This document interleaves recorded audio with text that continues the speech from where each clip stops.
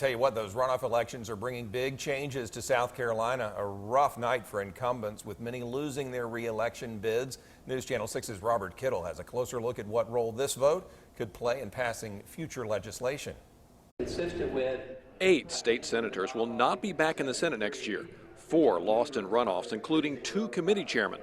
Oh, it will definitely change the dynamics in the Senate, which are already very difficult. Pickens Senator Larry Martin chaired the Judiciary Committee and lost. Greenville Senator Mike Fair chaired Corrections and also lost. So did Spartanburg Senator Lee Bright and Fairfield Senator Creighton Coleman. Rock Hill Senator Wes Hayes lost in the primary before the runoffs and chaired Banking and Insurance.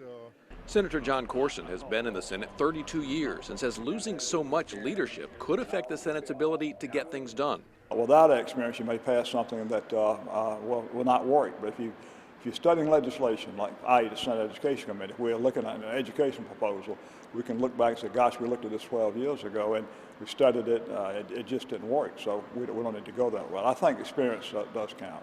Senators Joe Lurie of Columbia, Ray Cleary of Murrells Inlet, and Paul Thurman of Charleston decided not to run for re-election. That means 8 of the 46 senators will be new.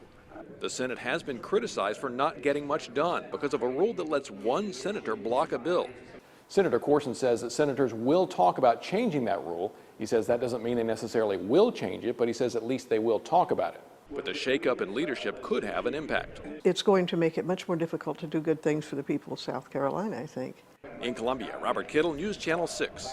Senator Corson says he saw an even bigger shakeup in the Senate 32 years ago when he got elected, along with 15 other new senators.